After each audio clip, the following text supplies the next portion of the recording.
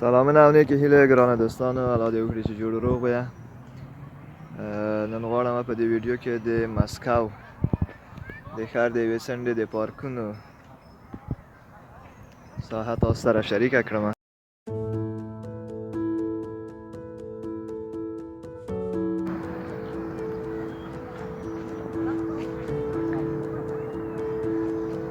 پارکونه او تعمیرات سرکونه ډیر منظم جوړ شوي دي.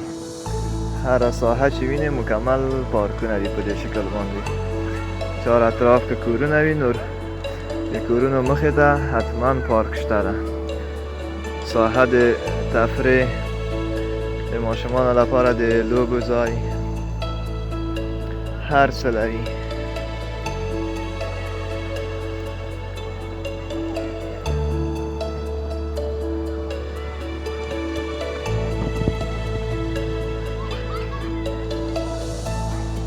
مازدیگر ټیم ده، ویډیو یو څه ضعیفه راځي.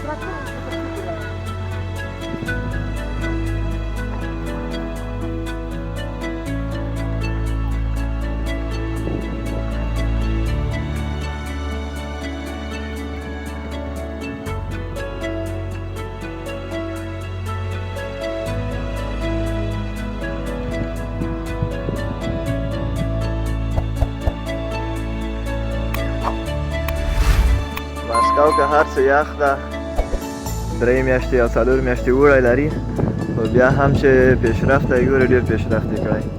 د ساختمانو په حساب باندې د پارکونو سرسبزۍ په حساب د تفریح لپاره ډېر ځایونه جوړ کړي دي. یعنې هرې ساحه کې چې قدم اخلې پارک او د تفریحي ځایونه دي. دا هم دریاب ده.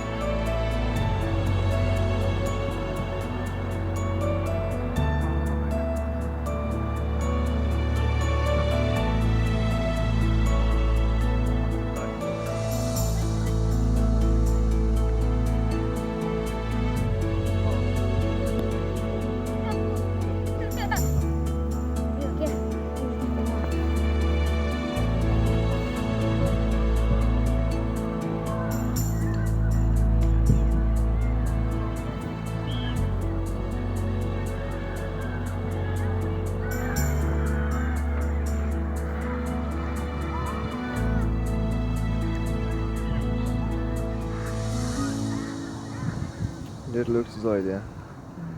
بیخي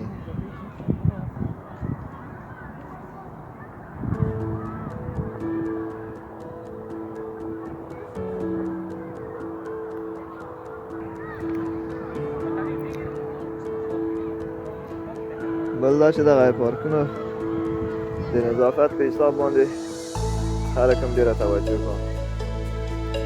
حتی پلاستیک کاغذ است پیدا کولای نشه وګرځي. هر نفر هغه شی چې خوري بیرته هغه آشغالدانی یا کثافتدانی کې اچوي. دولت که څومره توجه ورته کړه، ملت یې همومره خپل مسؤلیت ادا کوي. داسې نه ده لکه موږ افغانستان چې پارک او چمن یو شی وویني، هر څه چې ملته بار کړل که دیګ یې وکړه که یا میله یو شی نیسي ساحه مکمل په اشغال باندې ونیسي. نو هغسې نه ده دلته. وطن تنها په دولت نه جوړېږي، څو ملت ورسره همکاره نه وي هېڅکله جوړېږي نه. دو ملک هر ساحه ته چې ځې ساختمانونه چې وینې پارکونه سړک او دغه نظم و ترتیب یې ډېر برابر ده خپل زمونږ سترګو ته بیا خپل وطن ودرېږي چې هغه په څه حال کې ده او خلکو ملکونو څومره پیشرفت کړی